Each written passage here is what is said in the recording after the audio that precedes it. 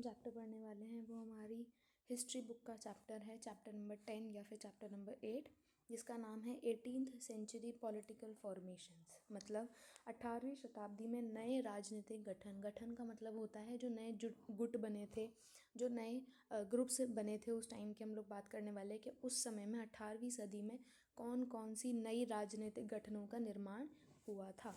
If you look at map 1 and 2 closely, you will see something significant happening in the subcontinent during the first half of the 18th century. Notice how the boundaries of Mughal Empire were reshaped by the emergence of a number of independent kingdoms by 1765. Notice how another power, the British, had successfully grabbed the major chunks of territory in eastern India. देखो वो यहाँ पे बता रहा है कि आपने इस मैप में, जो ये वाला आपका मैप है और आपका एक दूसरा ये वाला मैप है, आप इसमें काफ़ी सारे चेंजेस होते हुए देखोगे।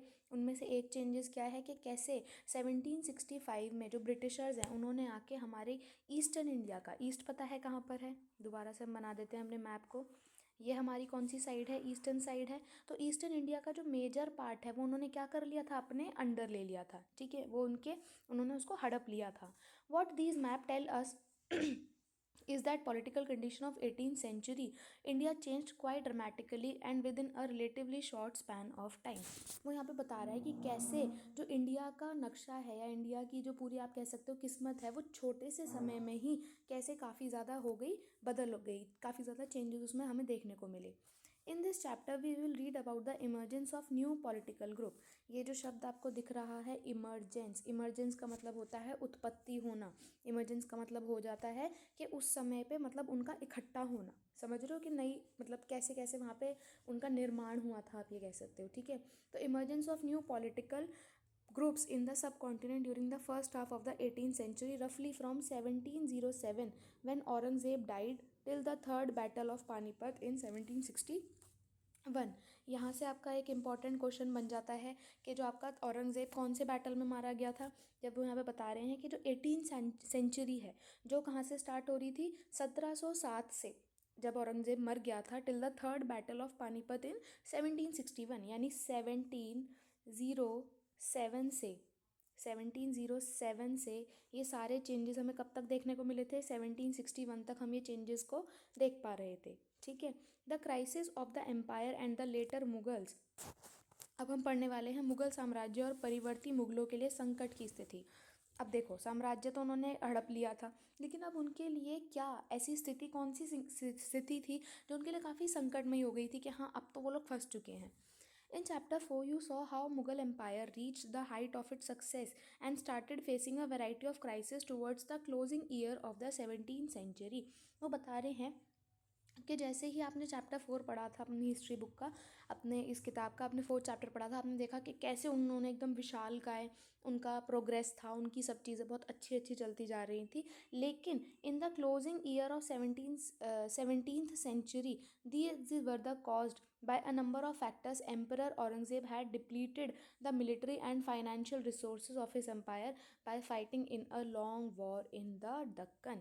देखो वो यहाँ पे बता रहा है कि उन्होंने, जो औरंगज़ेब थे, ये बता रहे हैं कि 17वीं सदी जब बिल्कुल अंत समय पे थी तो उनका जो था बहुत डाउनफॉल, बहुत ज़्यादा उनका आप कह सकते हो नुकसान कह सकते हो, या उनका बुरा होना जो था वो शुरू हो गया था। क्यों? क्योंकि औरंगज़ेब ने धीरे धीरे कटौती कर दी थी किस पे, अपने जो उनके खर्चे थे, जो उनके वो जो भी इस्तेमाल करते थे अपनी सेना के लिए, अपने लोगों के निर्माण के लिए, वो उन्होंने, औरंगज़ेब ने क्या कर दिया था, काफ़ी उसमें कटौती कर दी थी। और क्योंकि वो काफ़ी लंबे समय तक दक्कन में क्या लड़ रहे थे, लड़ाइयाँ लड़ रहे थे, उनका युद्ध चल रहा था, तो वो चीज़ वहाँ पे भी क्या थी। देखो, अगर कोई कंट्री युद्ध करती है तो ऑब्वियसली उसके जो सैनिक हैं वो भी उस युद्ध में ऑब्वियसली शामिल होते हैं। तो ऐसे में उस सैन्य उसका पूरी जो सेना होती है हमारे, उसका भी नुकसान होता है, और पीछे जो हम लोग उन्हें सपोर्ट दे रहे हैं हमारे टैक्स के थ्रू, हमारे जो सेना की फैमिलीज़ होती हैं, उन सब का भी नुकसान हमें देखने को मिलता है। अंडर हिज सक्सेसर, सक्सेसर होता है, आप सक्सेसर का मतलब यहाँ देखिए, सक्सेसर कौन होता है, उससे आगे आने वाला।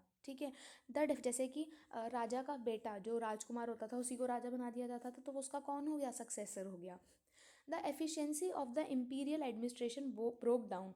It became increasingly difficult for the later Mughal emperor to keep a check on their powerful mansabdars. देखो वो बता रहे हैं कि it became increasingly difficult for later Mughal emperors to keep a check on their powerful mansabdar. देखो जैसे जैसे शुरुआत में तो इन लोगों ने बहुत हड़प लिया कि हाँ हम इस स्टेट को भी ले लेंगे, इस स्टेट को भी ले लेंगे, लेकिन धीरे धीरे समय के साथ जैसे जैसे मुगल साम्राज्य के जो अलग अलग, वो आप कह सकते हो पीढ़ी दर पीढ़ी जो राजा नए नए बनते रहे, उनके लिए संभालना मनसबदार जो यानी जो उनके इलाके थे उनको संभालना काफ़ी ज़्यादा क्या हो गया था, मुश्किल हो गया था।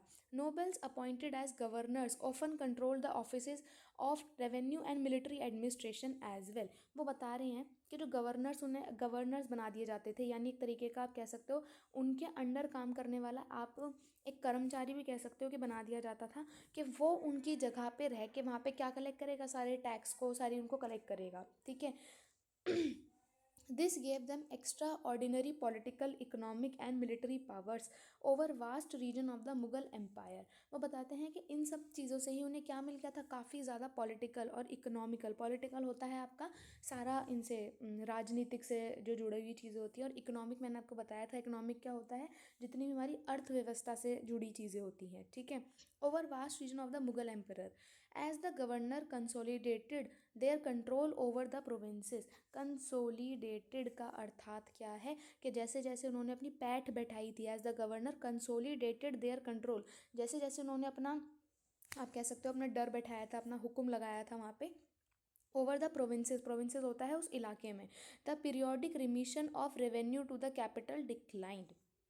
देखो वो यहाँ पे बता रहा है कि जैसे जैसे गवर्नर्स अपॉइंट कर दिए गए थे, अब जैसे हमारा जो राजा होता है वो तो हर जगह जाके टैक्स नहीं मांग सकता है, तो वो अपने अपने काम के लिए किसी एक छोटे व्यक्ति को रख लेता है, जैसे कि वो किसी सूबेदार को रख लेता है, किसी नेता को रख लेता है। वो क्या करता है, वो चार लोगों से जुड़ता है और उनसे क्या इकट्ठा करता है, पैसा इकट्ठा करता है। तो सेम चीज़ यहाँ हो रही थी। जब तक मुगल एम्परर सीधा सीधा करके काम कर रहे थे तब चीज़ें ठीक थी, लेकिन जैसे ही ये इस प्रोसेस के थ्रू जाने लगे, यहाँ पे उन्हें काफ़ी ज़्यादा डिक्लाइन, डिक्लाइन का मतलब होता है काफ़ी क्या आप कह सकते हो डिक्रीज ऑर्डर होता है ना, कि डिक्लाइन मतलब काफ़ी उन्हें घटत उन्हें देखने को मिली उस काम में, ठीक है। Peasant and zamindari rebellions in many parts of northern and western India added to these problems. These revolt were sometime caused by pressure of mounting taxes. ये बता रहे हैं कि ये जो सब चीज़ें दिक्कत थी ये किस वजह से हो रही थी, बढ़ते हुए टैक्सेस की वजह से। At other times they were attempt by powerful chieftains to consolidate their own positions. कभी कभी ये सब चीज़ें और किस वजह से हो रही थी, जो पावरफुल लोग थे वो अपनी पैठ बैठाने के लिए लोगों पे अत्याचार कर रहे थे। फॉर एग्जांपल आप इसको ऐसे समझो कि मॉनिटर मैंने क्लास का बनाया, और क्लास मॉनिटर को मैंने एक अथॉरिटी दी, मैंने एक उसको पावर दी कि हाँ उसके पास ये शक्ति है कि वो बच्चों को बोल सकता है कि तुम लोग चुप हो जाओ, तुम लोग बातें मत करो ऐसे करके। लेकिन मॉनिटर किसी दिन ऐसा करे कि वो अपनी पैठ बैठाने के लिए क्या करने लगे, आप लोगों पे हुक्म जमाने लगे, आप लोगों को उल्टा सीधा बोलने लगे, और कभी कभी या तो आप पे हाथ भी उठाने लगे। तो ये क्या हो गया, इन सब चीज़ों से क्या होगी, लोगों के अंदर हीन भावना जागेगी, लोगों के अंदर ये जागेगा कि हाँ हमें इसका विरोध करना है, ठीक है। तो यही सब चीज़ें यहाँ पे भी हो रही थी कि जैसे कुछ कुछ जो उन्होंने नेता को या फिर अपने सूबेदारों को कर रखा था, वो लोग क्या कर रहे थे, वो अपनी पैठ बैठाने के लिए अलग अलग तरीके के टैक्सेस इम्पोज करते जा रहे थे। Mughal authority had been challenged by rebellious groups in the past as well, but these groups were now able to seize the economic resources of the region. अब देखो ये जो छोटे छोटे ग्रुप थे इनके पास अब इतनी शक्ति आ गई थी कि ये सीज कर सके, सीज का मतलब क्या हो गया, बिल्कुल ही ठप कर सकें the economic resources of the region to consolidate their positions. देखो गांव में या छोटे इलाकों में एक जो क्या बोलते हैं आप ये कह सकते हो खाने पीने का या जो पैसे का जो एक ही स्रोत होता है वो क्या होती है, खेती होती है। अगर मैं मान लो कि मैं सारे खेतों पे वो सारे खेतों को बैन कर दूं और मैं सब चीज़ें मतलब बंद कर दूं वहाँ पे, तो क्या उस गांव के लोगों के पास पैसा आ पाएगा, नहीं। तो सेम चीज़ ये लोग यहाँ करते थे, क्या करते थे, सारे इकोनॉमिक रिसोर्सेज जो थे उन सबको क्या कर देते थे, ठप कर देते थे, ताकि वो अपनी पैठ बैठा सकें। The Mughal emperors after Aurangzeb were unable to arrest the gradual shifting of political and economic authority. जो मुगल एम्परर्स थे औरंगजेब के बाद, जितने भी मुगल एम्परर्स आए थे वो अनएबल थे, अनेबल का मतलब होता है असक्षम थे, वो उनमें इतनी हिम्मत नहीं थी या वो लोग इतने असक्षम थे to arrest the gradual shifting of political and economic authority into the hands of provincial governors, local chieftains and other groups. यहाँ पे वो क्या बता रहा है कि उनके पास इतनी अथॉरिटी नहीं थी, उनके पास इतनी पावर नहीं थी कि वो उन लोगों को अरेस्ट कर सकें जो इस सब चीज़ों की वो कर रहे थे, मतलब इस सब चीज़ों में चीज़ें ख़राब कर रहे थे। उनमें इतनी हिम्मत नहीं थी कि वो उसको क्या कर सकें, अगेंस्ट जा सकें या उसका विरोध कर सकें। किस में हिम्मत नहीं थी? औरंगज़ेब में, यानी मुग़ल एम्परर में जो औरंगज़ेब आए थे उनके बाद जितने भी थे उन सब ने इतनी हिम्मत नहीं करी कि वो इस चीज़ को रोक पाएँ। Rich harvest and empty coffers, देखो इसका मतलब क्या होता है। कॉफर्स होते हैं जैसे हमारे घर की अलमारियों में वो होता है ना, एक छोटा सा अलमारियों में बॉक्स होता है जिसको हम तिजोरी कहते हैं, जिसके अंदर हम अपना वैल्यूएबल सामान रखते हैं, मम्मी अपनी ज्वेलरी वगैरह रखती हैं। तो ऐसे ही बता रहे हैं कि भरपूर फसल और खाली तिजोरियाँ, ये देखिए हिंदी में भी ये लिखा हुआ है कि फसल तो वहाँ पे भरपूर थी लेकिन तिजोरियाँ क्या थी, खाली थी। अब इसका मतलब क्यों है, ये मतलब हो क्यों रहा था ऐसा, वो हम पढ़ते हैं। The following is a contemporary writers account of the financial bankruptcy of the empire. The great lords are helpless and impoverished. इसको हम हिंदी में एक बार पढ़ने की कोशिश करते हैं, आपको ज़्यादा समझ आएगा। बड़े ज़मींदार निसहाय और निर्धन हो गए। जितने भी बड़े बड़े ज़मींदार थे वो क्या हो गए थे, बिल्कुल ही हेल्पलेस थे, उनकी कोई मदद नहीं कर रहा था, वो बिल्कुल ही परेशान थे। Their peasants raise 2 crops a year, but their lord see nothing of either, and their agents on the spot are virtual prisoners in the peasant's hands, like a peasant kept in the creditor's house until he can pay his debt. देखो वो यहाँ पे क्या बता रहा है कि जो बड़े बड़े पीजेंट्स थे, बड़े बड़े आप कह सकते हो ज़मींदार थे, वो क्या थे, सिर्फ दो दो ही फसलें उगाते थे। मतलब आप कह सकते हो कि साल में बस वो कितनी फसल उगा पाते थे, दो ही फसलें उगाते थे। उनके किसान वर्ष में दो फसलें उगाते थे, लेकिन उन्हें दोनों में से कुछ नहीं मिलता था, उन्हें कुछ भी पैसे नहीं दिए जाते थे। उनके स्थानीय गुमशाते गुमाश्ते एक तरह से किसानों के हाथों की कठपुतली बन रहे थे, जैसे कि स्वयं किसान अपने ऋणदाता के वश में रहते हैं जब तक कि वह साहूकार का कर्जा नहीं चुका देते। देखो बड़े बड़े जमींदार क्या करते थे, आप लोगों ने देखा भी होगा टीवी सीरियल्स में कि पुराने जो उनके बाप दादाओं के टाइम का कर्जा हुआ करता था वो उनके बच्चों से आज तक बटोरते रहते थे। और वो इतने पढ़े लिखे नहीं होते थे, इतने समझदार नहीं होते थे। तो जैसे मैंने आपको बोल दिया कि नहीं नहीं तुमने तो मेरे से 10 रुपये उधार लिए थे, ठीक है, लेकिन अब कुछ टाइम बाद आप भूल गए तो मैं तुम पे पावरफुली ये बोलने लगूँ नहीं नहीं 10 नहीं 20 रुपये थे, चलो मेरे 20 रुपये चुकाओ। तो सेम चीज़ ये लोग करते थे। इस प्रकार संपूर्ण व्यवस्था और प्रशासन इतना चकनाचूर हो चुका था कि यद्यपि किसान अपनी फसल के जरिए मानो सोना बटोरता है, लेकिन उसके मालिक जमींदार को एक तिनका का टुकड़ा भी नहीं मिलता है। ऐसी हालत में जमींदार सशस्त्र सेना के कैसे रख सकते हैं जिनकी उससे आशा की जाती है। वे अपने सैनिकों को जो लड़ाई के समय उनके आगे आगे चलते हैं और घुड़सवारों को जो उनके ठीक पीछे चलते हैं, पैसा कहाँ से देंगे। समझ आया आपको इतना? आगे बढ़ते हैं। In the midst of the economic and political crisis, जब यही सारे पॉलिटिकल क्राइसिस चल रहे थे, जितनी भी ये सारी आर्थिक संकट, राजनीतिक संकट जो चल रहा था, इसी सब कौन आए थे, the rule of Iran Nadir Shah sacked and plundered the city of Delhi in 1739। देखो वो बताते हैं कि जब ये सारा हमारे यहाँ पे अपने अंदर ही इतनी ज़्यादा दिक्कतें चल रही थी, उस टाइम पर कौन आए थे, ईरान के रूलर, ईरान के जो राजा थे, उनकी एंट्री होती है। उनका नाम क्या बताया गया है यहाँ पे, नादिर शाह। वो आते हैं और उन्होंने क्या कर दिया था, दिल्ली पे क्या कर दिया था, अपना शासन कर लिया था। उसके बाद इन 1739 and took away immense amount of wealth. 1739 में वो यहाँ से हमारी इतनी सारी वेल्थ, वेल्थ का मतलब होता है हमारा इतना सारा पैसा लेके चले गए थे। This invasion was followed by a series of plundering raids of Afghan ruler Ahmad Shah Abdali, who invaded north India 5 times between 1748 to 1761। यहाँ पे वो क्या बता रहे हैं, देखिए वो बता रहे हैं ये सब जो चीज़ें हुई थी वो अचानक से नहीं हुई थी। अफ़गान रूलर अहमद शाह अब्दादी ने क्या किया था, नॉर्थ इंडिया पे, नॉर्थ इंडिया कहाँ है, जहाँ पे हम अभी रह रहे हैं, ऊपर की तरफ का जितना भी हमारा इंडिया का पोर्शन है वो कौन सा पोर्शन है, हमारा नॉर्थ इंडिया का, जहाँ पे हम रह रहे हैं अभी दिल्ली में। और दिल्ली, यूपी, हरियाणा, जम्मू कश्मीर, ये सारा कौन सा एरिया है, हमारे नॉर्थ का एरिया है, ठीक है। तो यहाँ पे बताता है कि अहमद शाह अब्दादी ने यहाँ पे 1748 से 1761 के बीच में कितनी बार, 5 बार इंडिया पे क्या कर दिया था, हमला करा था, ठीक है। Nadir Shah attacks Delhi Already under severe pressure from all sides, the empire was further weakened by competition amongst different group of nobles. They were divided into two major groups, the Iranis and Turanis. देखो, जो इतना ज़्यादा pressure हमारा चल रहा था दिल्ली में, जब उन्होंने दिल्ली पे आक्रमण किया था नादिर शाह ने, तो दो तरीके के गुट हमें देखने को मिल रहे थे यहाँ पे, ईरानीज और तुरानीज का. For a long time later Mughal emperors were puppets in the hand of either one of the other of these two powerful groups. अब मुगल्स जो थे या तो वो ईरानीज के वो बन गए थे, आप कह सकते हो कठपुतली बन गए थे, या फिर तुरानीज के. कुछ मुगल्स जो थे वो ईरानीज की बात मानते थे, कुछ तुरानीज की बात मानते थे. The worst possible humiliation, humiliation होता है बेइज्जती कह सकते हो आप इसको, ह्यूमिलेशन का अर्थात, और हिंदी में हम देखें तो ह्यूमिलेशन वही हो गया कि काफ़ी ज़्यादा डिसरिस्पेक्ट करना किसी को, काफ़ी ज़्यादा उसकी बेइज्जती करना.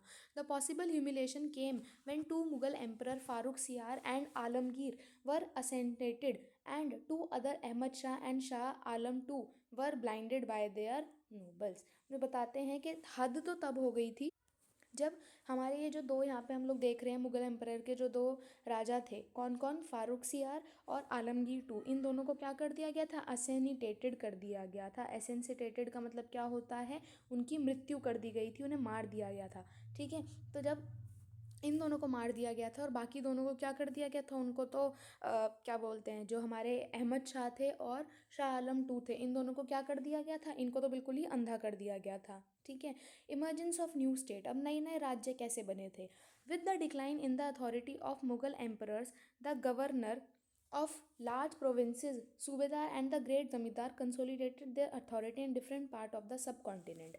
जैसे जैसे मुगल उसका डिक्लाइन होता जा रहा था, वो गिरती जा रही थी, पूरा जो मुगल एम्परर था वो क्या होता जा रहा था, गिरता जा रहा था, उनकी ज़्यादा बातचीत अब सुनी नहीं जा रही थी, उनकी जो पैठ थी वो कम होती जा रही थी. तब जो बड़े बड़े ज़मींदार थे उन्होंने अपनी अथॉरिटी, अपनी पैठ बटानी शुरू कर दी.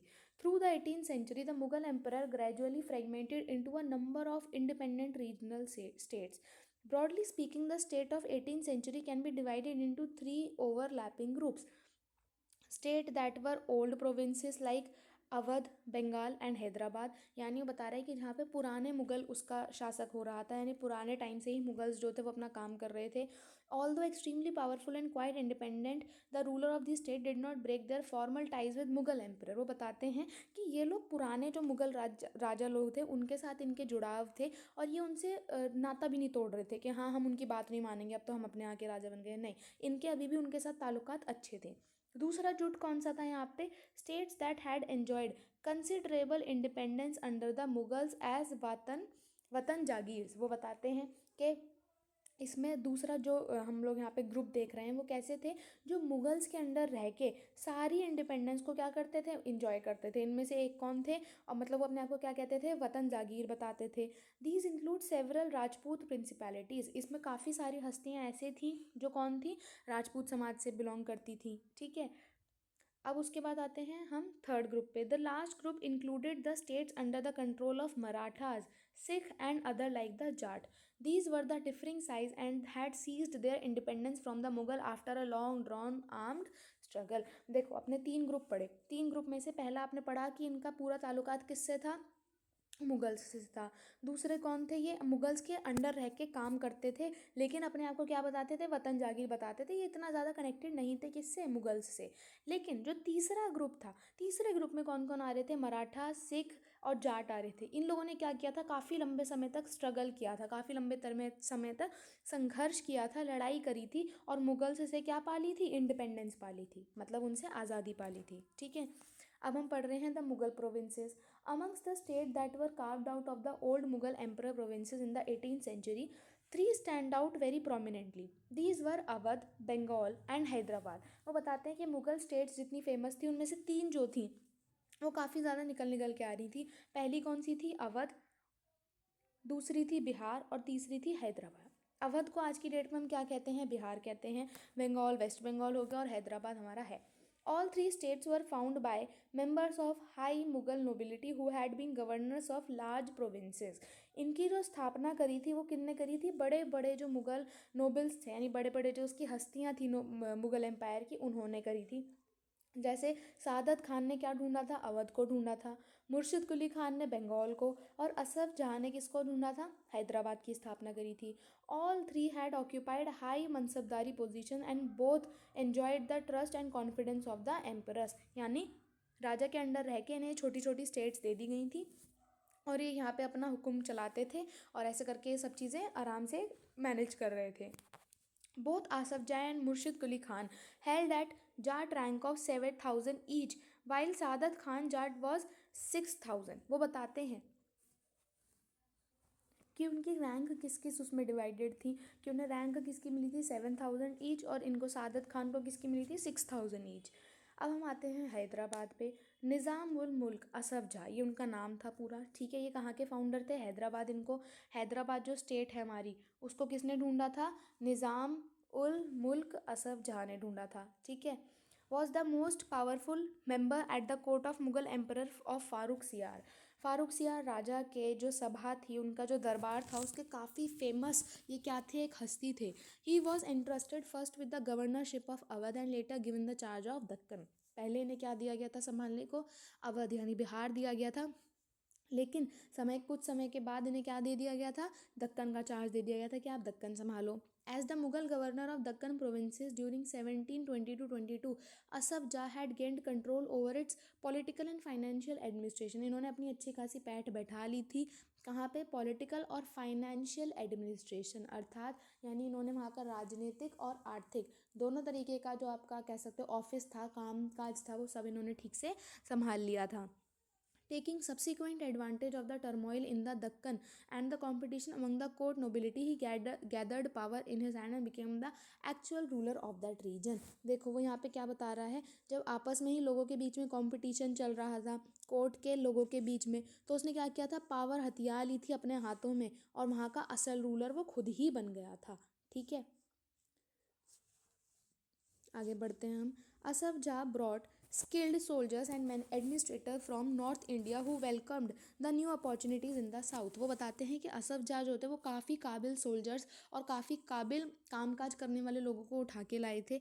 ही appointed mansabdar and granted jagirs although he was still a servant of Mughal emperor। He ruled quite independently without seeking any direction from Delhi or facing any interference। वो क्या कर रहे थे कि वो बिल्कुल भी किसी को भी बीच में नहीं बोलने दे रहे थे कि वो एम्परर कुछ मतलब जो राजा था वो कुछ बोलेगा, नहीं। ये क्या कर रहे थे, दिल्ली में आके अपना ही अपने हिसाब से रूल्स बना रहे थे और अपने हिसाब से ही काम कर रहे थे, ठीक है।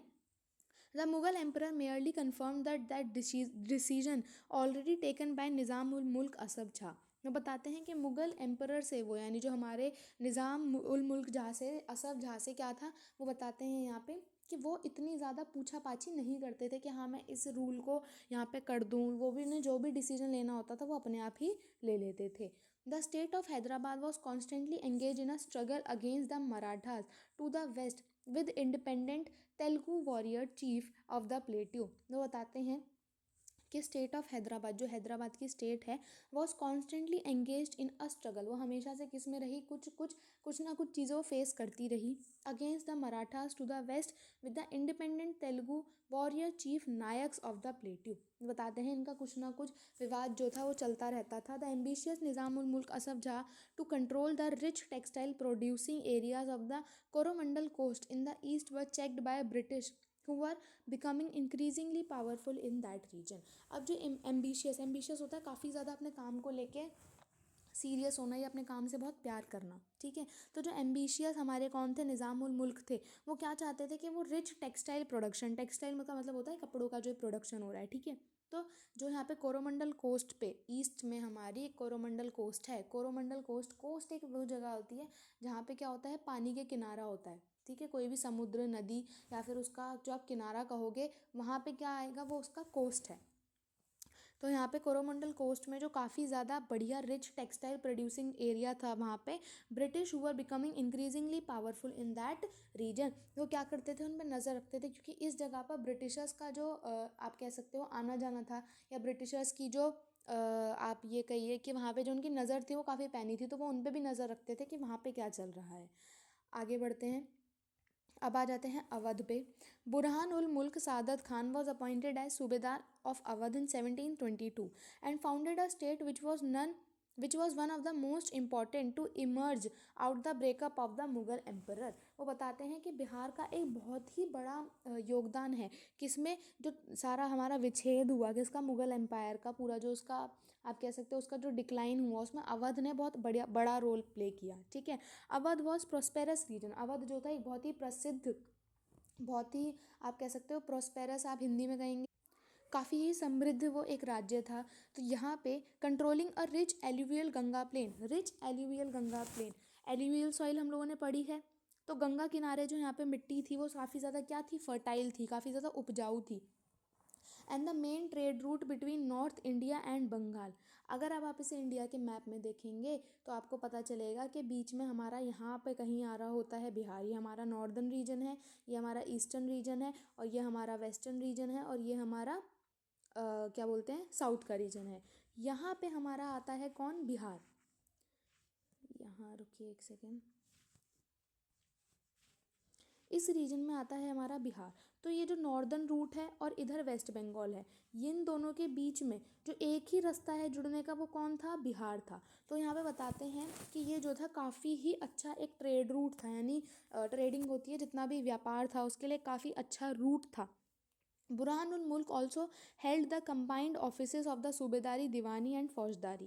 In other words, he was responsible for managing the political, financial and military affairs of the province of Awadh. यानी बुरहानुल मुल्क ने क्या करा था, यहाँ की सारी फाइनेंशियल, जितनी भी आर्थिक, राजनीतिक या फिर मिलिट्री से रिलेटेड, फौज से रिलेटेड जितनी भी प्रक्रिया थी उन सब पे काफ़ी ध्यान से अमल किया था। Burhanul Mulk tried to decrease Mughal influence in the Awadh region by reducing the number of office holders.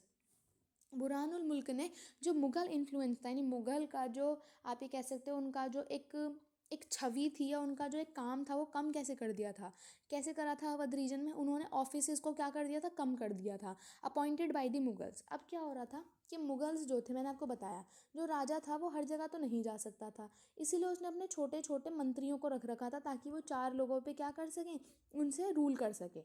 तो अब क्या करा था, जो हमारे बुरहान उल मुल्क थे उन्होंने इन ऑफिसेस को क्या कर दिया था, बंद करवा दिया था, ताकि अब ये जो ऑफिसेस बंद हो गए तो ये लोग सीधा डायरेक्ट कांटेक्ट नहीं कर पा रहे लोगों से, और ये लोगों से डायरेक्ट कांटेक्ट नहीं कर पा रहे तो ये सीधा राजा से भी बातचीत नहीं कर पा रहे। तो इसका मतलब बुरहान उल मुल्क के जो स्टेट है, यानी उनके जो अवध की जितनी भी जानकारी थी वो डायरेक्ट मुगल्स तक पहुंच नहीं पा रही थी, इसीलिए उन्होंने क्या किया, ये जो छोटे छोटे ऑफिसेस बन रहे थे इनको बंद करवा दिया था। समझ आया इतना, ठीक है। And appointed his own loyal servant, loyal का मतलब होता है ईमानदार, टू वैकेंट पोजीशन, और वैकेंट मतलब होता है खाली। तो उन्होंने क्या कर दिया था, अपने खुद के लोकल सर्वेंट्स को, उनके जो खुद के ईमानदार यानी उनके जो खुद के अपने बंदे थे उनको उन्होंने क्या कर दिया था, इन जगहों पे बैठा दिया था, ताकि वो किसके लिए ऑनेस्ट रहेंगे, किसके लिए वफादार रहेंगे, बुरहानुल मुल्क के लिए। The account of jagirdars were checked to prevent cheating, जो जागीरदार्स के अकाउंट होते थे उनको उनको चेक भी किया जाता था ताकि वो कोई चीटिंग ना करें, कि लोगों से वो ज़्यादा टैक्स ना लें। District were reised by officials appointed by the Nawab's court. He seized a number of Rajput zamindars and the agriculturally fertile land of the Afghans and Rohilkhand. वो बताते हैं उन्होंने काफ़ी सारे राजपूत ज़मींदार की ज़मीनों को भी क्या कर दिया था, जब्त कर लिया था। And the agricultural fertile land of the Afghans of Rohilkhand, इन सब की भी ज़मीनों को क्या कर लिया था, जब्त कर लिया था। The state dependent on the local bankers and Mahajan for loans, जो स्टेट थी वो किस पे डिपेंड होती थी, लोकल बैंकर्स पे और महाजन पे डिपेंड होती थी, किसके लिए, लोन के लिए। It sold the right to collect tax to the highest bidders. These revenue farmers agreed to pay the state a fixed amount of money. अब देखो, मैंने आपको बताया था कि कैसे राजा हर जगह नहीं जा सकता था, तो उसने अपने छोटे छोटे मंत्रियों को वहाँ पे अपॉइंट कर रखा था। अब वो मंत्री क्या करते थे, वो अपना वर्चस्व वो करने के लिए मतलब वहाँ पे दिखाने के लिए कि हाँ हम लोग बहुत पावरफुल हैं, वो क्या करते थे, लोगों से एक्स्ट्रा टैक्स मांगते थे। तो बुरहान उल मुल्क ने आके ये सब चीज़ें क्या कर दी थी, कैंसिल करवा दी थी। अब क्या हो रहा था, जो लोकल फार्मर्स थे उनको ये सब चीज़ें दिखी कि हाँ भाई राजा तो अच्छा है, ये तो हमसे बिल्कुल ही जो लाजमी टैक्स है वही ले रहा है। तो जो छोटे छोटे फार्मर्स थे वो भी मान गए थे कि हम लोग थोड़ा बहुत आपको क्या देंगे, fixed amount of money as a tax हम लोग आपको ज़रूर देंगे। In turn revenue farmers were given considerable freedom in the assessment and collection of taxes. These development allowed new social groups like money lenders, bankers to influence. अब देखो जब पैसे का सब इतना सच्चा सच्चा लेन देन हो रहा है, सब कुछ हो रहा है, तो फिर ऐसे में कौन कौन से नए ग्रुप्स निकल के आ गए थे? मनी लेंडर्स, यानी जो मनी के पैसे लेन देन वाले होते हैं, वो बैंक में काम करने वाले। ठीक है, अब हम आ जाते हैं बंगाल पे। Bengal gradually broke down away from Mughal control under Murshid Quli Khan, who was appointed as the naib deputy of the governor. उनको क्या बनाया गया था? Naib deputy of the governor of the province उन्हें बनाया गया था। Although he never a formal subedar, Murshid Quli Khan very quickly seized all the power that went in that office. Like the ruler of Hyderabad and Awadh, he also commanded the revenue administration of the state. वो यहाँ पे बताते हैं जैसे हमारे हैदराबाद और अवध के rulers ने अपना रेवेन्यू सिस्टम यानी टैक्स का जो सिस्टम था उसको चेंज करा था, उसमें बदलाव लाए थे, तो मुर्शिद कुली खान ने भी सेम चीज़ करी थी। ठीक है, it is an effort to reduce Mughal influence. ये एक तरीका था कि मुगल्स का जो प्रभाव है वो बंगाल से कम हो, इसीलिए उन्होंने ये सब चीज़ें करी थी। He transferred all Mughal jagirdars to Odisha and ordered a major reassessment of the revenue of the Bengal. वो यहाँ पे क्या बता रहे हैं कि उन्होंने जितने भी वहाँ के क्या बोलते हैं मुगल्स ने जो अपने छोटे छोटे मंत्री भेजे हुए थे, उन सबको अपने स्टेट बंगाल में से हटा के कहाँ ट्रांसफ़र कर दिया था? उनका उड़ीसा में उन्हें ट्रांसफ़र कर दिया था। और सारा जो वहाँ पे रेवेन्यूज़ का सिस्टम था उन्होंने दोबारा देखना शुरू किया। Revenue was collected in cash. ये आपको ध्यान रखना है कि रेवेन्यू किस में कलेक्ट होता था? कैश में। विद ग्रेट स्ट्रिक्टनेस, यानी स्ट्रिक्टनेस का मतलब क्या होता है? काफ़ी ज़्यादा उसमें कड़क वो रखा जाता था, ठीक से नज़र रखी जाती थी। As a result many zamindars had to borrow money from bankers and money lenders. Those unable to pay were forced to sell their land to large zamindars. वो बताते हैं कि जो टैक्स पे नहीं कर पाते थे उनको फोर्स किया जाता था, उनसे ज़बरदस्ती कहा जाता था कि अब आप अपनी लैंड को किसको बेच दो? बड़े बड़े ज़मींदारों को भेज दो, लेकिन हमें हमारा टैक्स चाहिए।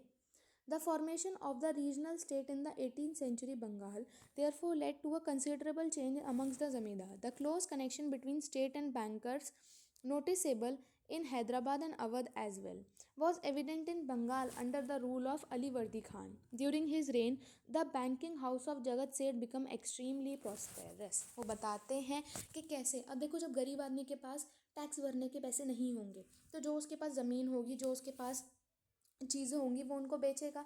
अब जब वो उन्हें बेचेगा तो पावरफुल कौन होता जाएगा? सेठ लोग जो हैं, वहाँ पे जितने भी सेठ हैं वो सब क्या हो जाएंगे? वो पावरफुल हो जाएंगे। तो यहाँ पे वही बताता है कि अली वर्दी खान के समय पे यहाँ पे जो बैंकिंग हाउस था किसका? जगत सेठ का, वो काफ़ी ज़्यादा प्रॉस्पेरस हो गया था, काफ़ी ज़्यादा उसमें बढ़त हो गई थी। ठीक है, if we take a bird's eye view we can detect three common feature among these three states.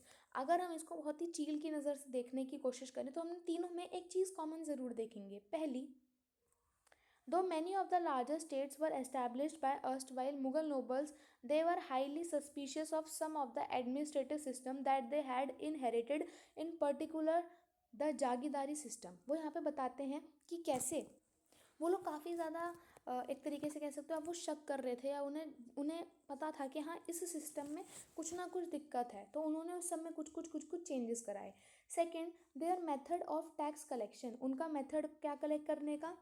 Tax collect करने का। Their method of tax collection differed. उन्होंने जैसे ही टैक्स कलेक्शन करना शुरू किया तो तीनों में हम लोगों ने देखा कि जो मुगल्स के टाइम से जो टैक्स कलेक्शन चलता आ रहा था, सबसे पहले इन्होंने उसको ख़त्म किया। Rather than relying upon the officer of the state, all three regimes contracted the revenue farmer for the collection of revenue. उन्होंने क्या करा कि जो मैंने आपको बताया था कि राजा डायरेक्ट कॉन्टैक्ट नहीं कर सकता, तो वो छोटे छोटे जो मंत्री अपॉइंट करता है, तो इन्होंने इन मंत्रियों से कांटेक्ट ना करके डायरेक्ट किससे कांटेक्ट किया? सभा से कांटेक्ट किया। Spread all over India in the 18th century, their impact on the countryside differed considerably. The third common feature in all these regional states was their emerging relationship with rich bankers and merchants. काफ़ी जो यहाँ पे rich bankers थे, सेठ, हम लोगों ने ऊपर पढ़ा कि यहाँ पे जो जगत सेठ थे, इनके काम में, इनके उस सब में बहुत ज़्यादा बढ़ोतरी हुई थी।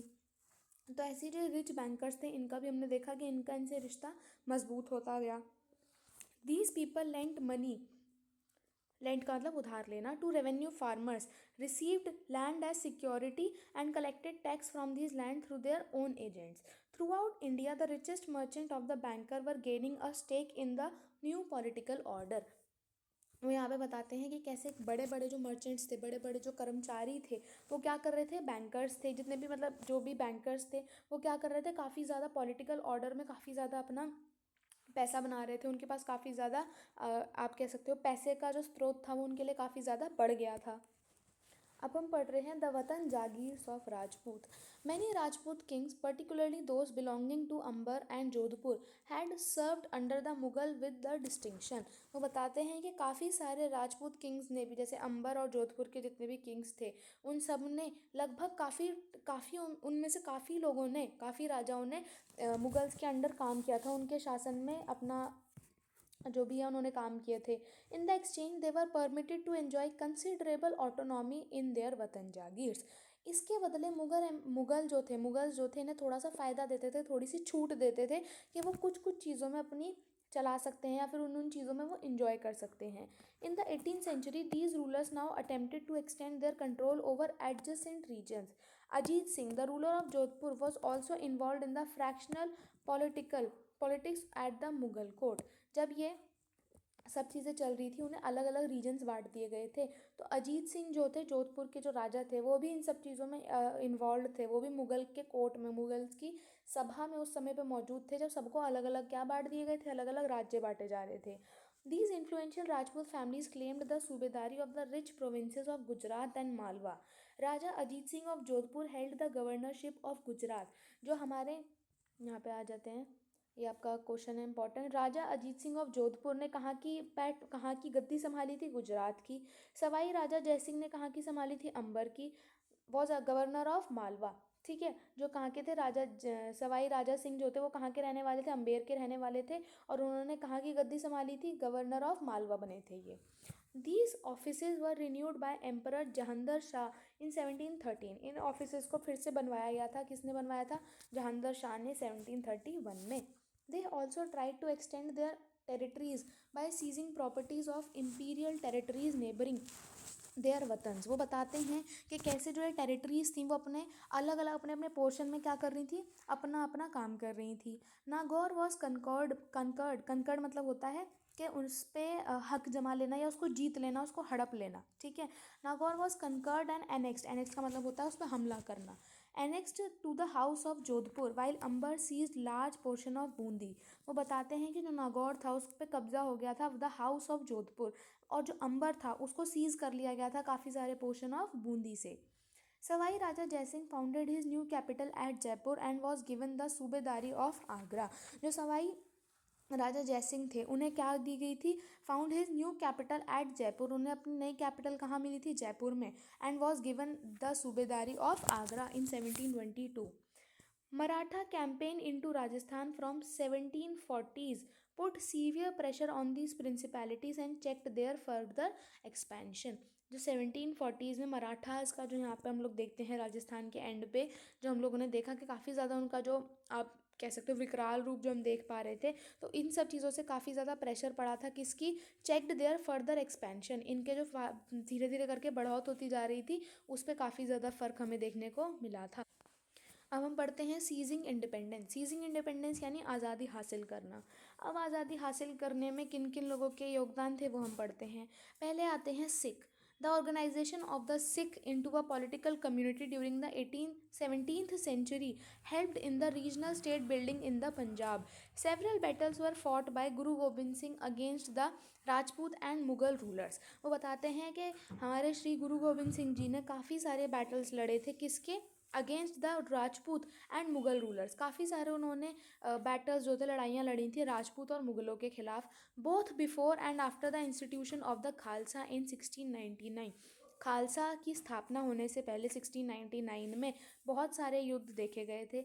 आफ्टर हिज डेथ इन 1708, जब 1708 में उनकी मृत्यु हुई, the Khalsa rose in the revolt against the Mughal authority under Banda Bahadur leadership.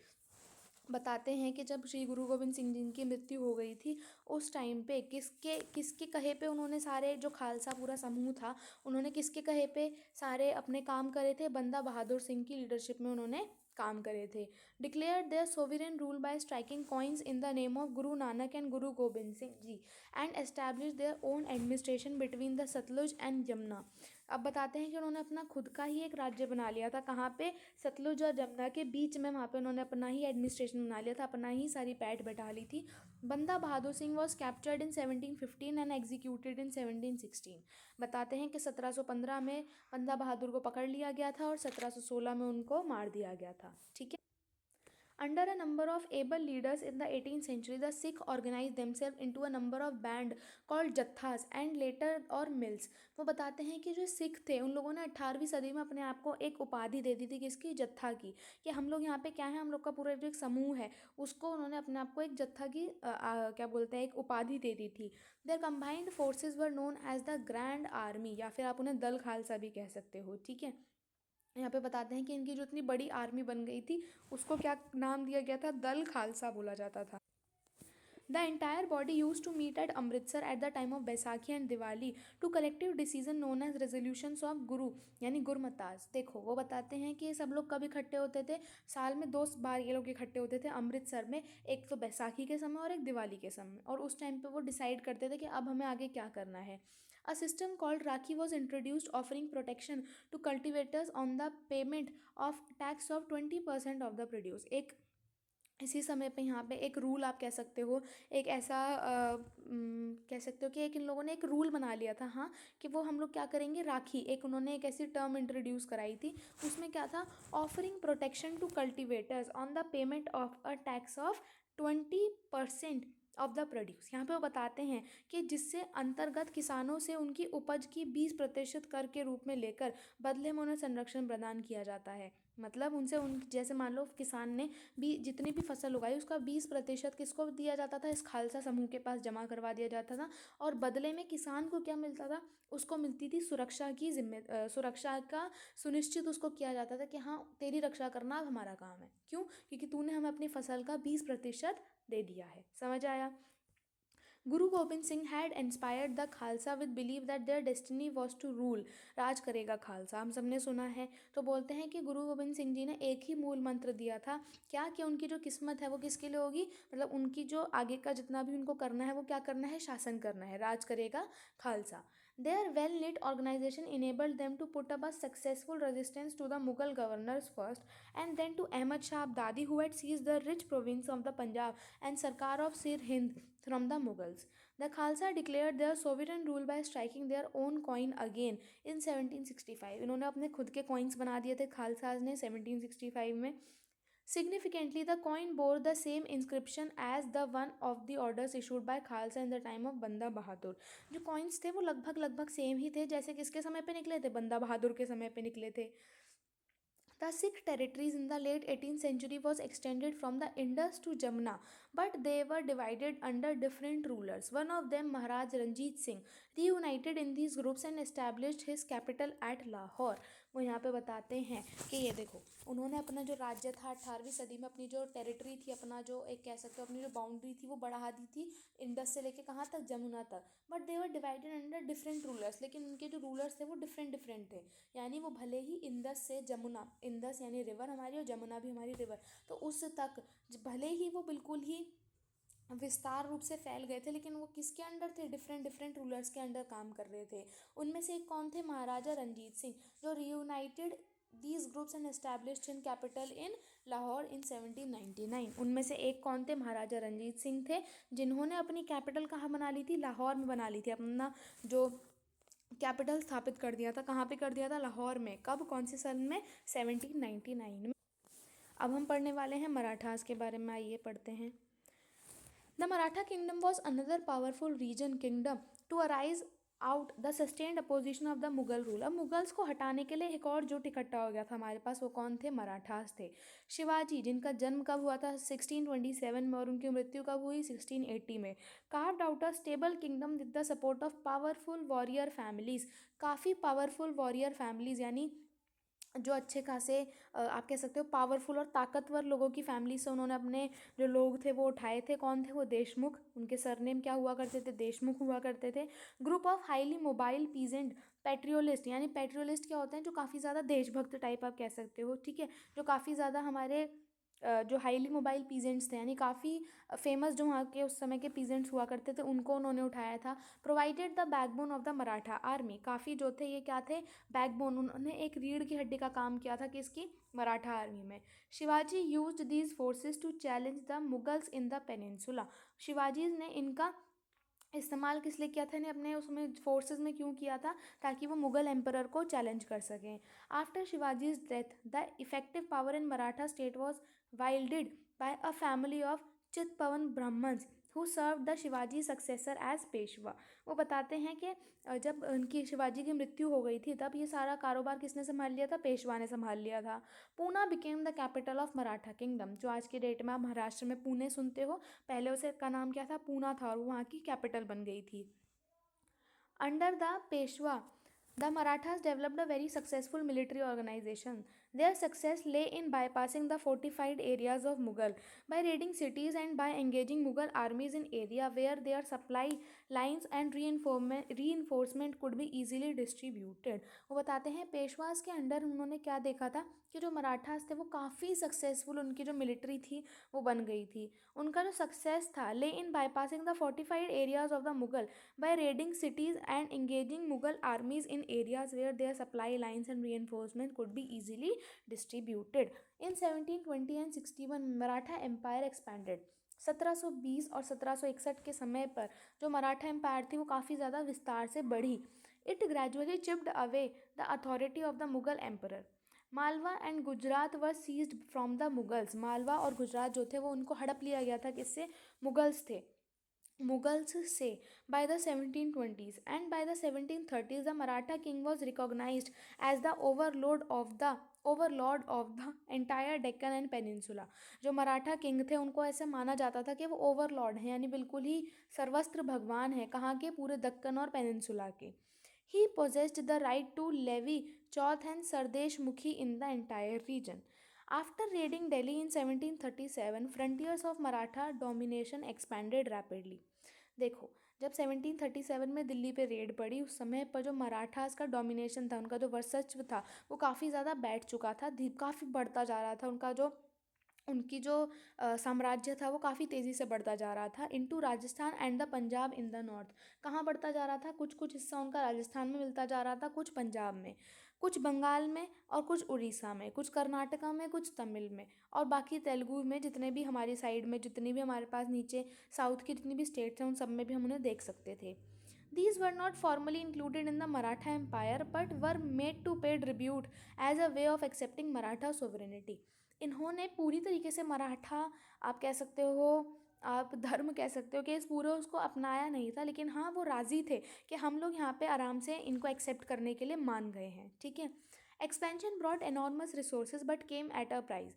These military campaigns also made other rulers hostile towards the Marathas. As a result, they were not inclined to support the Marathas during the Third Battle of Panipat in 1660 in 1761। बताते हैं कि जैसे जैसे मान लो आप अपनी दूसरी classes में आपकी क्लास का जो मॉनिटर है वो दूसरी क्लासेस में जा जाकर भी बोले कह रहे तुम चुप हो जाओ, शोर मत मचाओ, शोर मत मचाओ, या चलो तुम हमारी क्लास में चलो, हमारी क्लास तो बहुत अच्छी है, ऐसे वाला करने लगे, तो जिस क्लास में आप गए हो किसी दूसरी क्लास में, वहाँ के जो मॉनिटर्स होंगे उनके अंदर काफ़ी ज़्यादा हीन भावना जागेगी कि ऐसे क्यों कर रहा है, ये तो हमारी क्लास है, ये तो हम हमारी क्लास में आके क्यों ये ऑर्डर मार रहा है। आप सबके मन में ये आएगा अगर कोई आपके ऊपर ऐसे आके करे। तो ऐसे में ही उस समय पे भी हुआ था कि जो बाकी रूलर्स थे वो थोड़ा सा चिढ़ गए थे और उन्होंने मना कर दिया था किसका सपोर्ट करने से, मराठास का सपोर्ट करने से। कब, during the third battle of Panipat. Alongside endless military campaign, Marathas developed an effective administrative system as well. Once conquest had been compelled and Maratha rule was secure, revenue demands were gradually introduced, taking local conditions into account। देखो, छोटी मोटी conditions उनके सामने रखी जाती थी और tax collection कर लिया जाता था। कंडीशन आप कह सकते हो, शर्तें रखी जाती थी और उनसे टैक्स कलेक्शन कर लिया जाता था। Agriculture was encourage and trade revived. This allowed Maratha chiefs like Sindhia of Gwalior, Gaikwad of Baroda and Bhosle of Nagpur was the resources to raise powerful armies। इनके पास जब देखो अब पैसा आ जाएगा, किसी भी स्टेट की, कंट्री की, सॉरी आप कहिए किसी भी कंट्री की आर्मी कैसे कैसे पावरफुल बनती है? उस कंट्री में रहने वाले लोगों के टैक्स की वजह से। अब वो टैक्स, अब हम लोग क्या हैं, हम लोग टैक्स दे रहे हैं फ़ौज को। फ़ौज हमें बदले में क्या कर रही है? फ़ौज हमारे को बदले में प्रोटेक्ट कर रही है। समझ रहे हो? हम उन्हें क्या पे कर रहे हैं? टैक्स पे कर रहे हैं, और बदले में फ़ौज हमारी प्रोटेक्शन कर रही है। ठीक है। Maratha campaigns into Malwa in the 1720s did not challenge the growth and prosperity of the cities in this region. Ujjain expanded Ujjain expanded under Scindia patronage and Indore under Holkars. वो बताते हैं कि कैसे इनका जो पेट्रोनेज था, इनका जो बढ़ता जा रहा था, इनकी जो वृद्धि होती जा रही थी, वो किसके अंडर बढ़ती जा रही थी? सिंधिया जो थे, और कहाँ के? इंदौर के होलकर्स के under. By all the account these cities were large and prosperous and functioned as important commercial and cultural centers. New trade routes emerged within the areas of controlled by the Marathas. जब मराठास अपना शासन कर रहे थे, उस समय पर नए नए ट्रेड रूट, नए नए रूट भी दिखाए गए थे, नए नए रास्ते भी बनाए गए थे। The silk produced in the Chanderi region now found a new outlet in Poona. यहाँ पे बता रहे हैं कि जो सिल्क प्रोडक्शन हो रहा था कहाँ पे? चंदेरी में। अब उसको एक नई जगह मिल गई थी, कहाँ पे? पूना में। The Maratha capital Burhanpur which had earlier participated in the trade between Agra and Surat now expanded it hinterland to include Poona and. अब उन्होंने अपने क्या कर लिए थे? अपने पैर फैला लिए थे, कहाँ पे? पूना और नागपुर में भी। In the south and Lucknow Allahabad in the east. ठीक है। अब हम पढ़ने वाले हैं द जाट के बारे में। Like the other state the Jat consolidated their power during the late 17th and 18th century under the leader Churaman. They acquired control over territories situated in the west of the city of Delhi. वो बताते हैं इनके under रह के उन्होंने क्या किए थे? अपना वर्चस्व को स्थापित किया था। By the 1680s, they had begun dominating the region between the two imperial cities of Delhi and Agra. वो बताते हैं कि 1680s में कैसे उन्होंने अपने जो आसपास के रीजन थे उसमें काफ़ी ज़्यादा डोमिनेट किया था। कौन कौन सी सिटीज़ में बता रहे हैं? दिल्ली और आगरा में। For a while they became a virtual custodians of the city of Agra. थोड़े से समय के लिए वहाँ के कस्टोडियन बन गए थे, यानी वहाँ के बिल्कुल ही कर्ता धर्ता बन गए थे। कहाँ के? आगरा सिटी के। The Jat were prosperous agriculturalist. ये क्या थे? काफ़ी ज़्यादा फेमस किसान हुआ करते थे।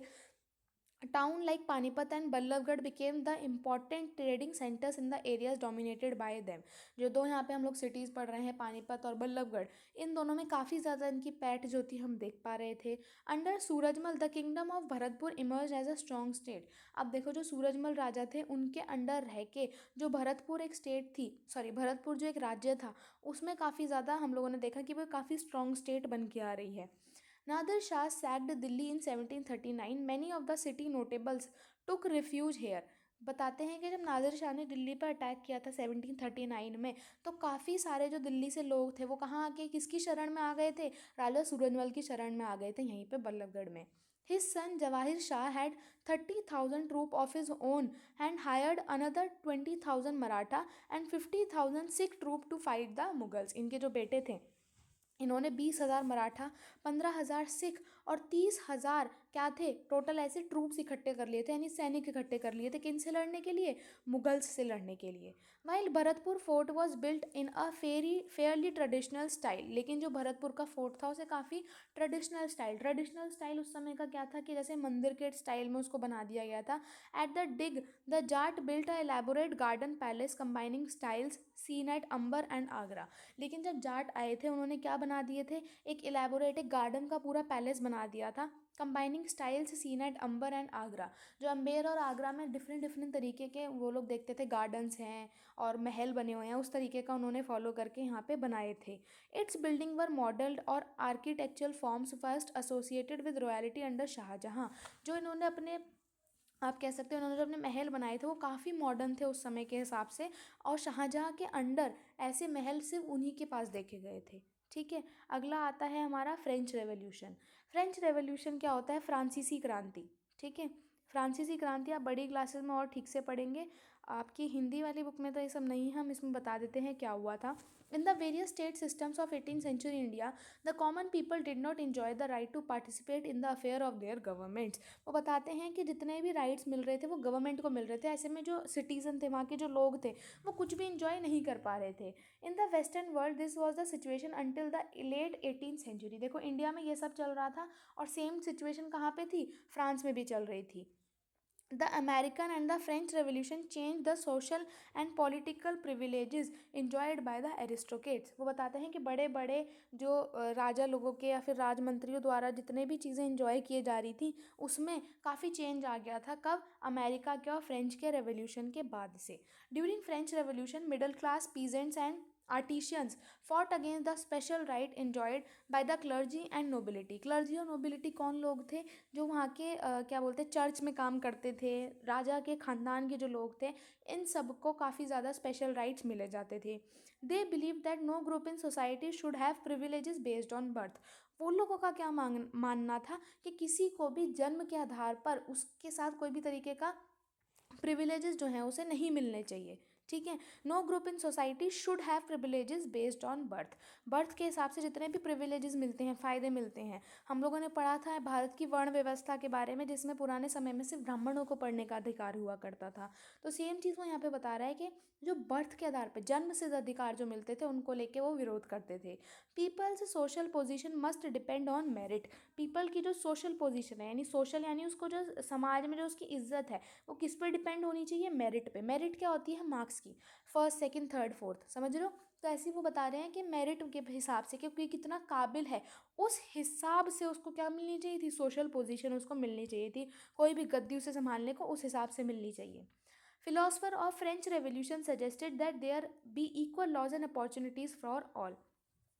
फ्रांस के काफ़ी बड़े बड़े जो वहाँ के वो थे, रेवोल्यूशनरीज थे, काफ़ी ज़्यादा क्रांतिकारी आप इन्हें कहेंगे, जो क्रांतिकारी थे उनका मानना क्या था कि सबके लिए जो अपॉर्चुनिटीज़ हैं वो क्या होनी चाहिए? लॉ जो हैं सारे जो हैं मतलब अपॉर्चुनिटीज़ जितने भी उनको मौके मिल रहे हैं, जितने भी उनके लिए नियम कानून हैं, सबके लिए बराबर होने चाहिए। They also held that authority of government should come from the people who must possess the right to participate in its affair. Movements such as French and American revolutions gradually transformed subjects into citizens। वो बताते हैं कि कैसे इन सब चीज़ों से हमें काफ़ी सारे मतलब प्रशंसनीय बदलाव हमें देखने को मिले थे इसी सारे समय में।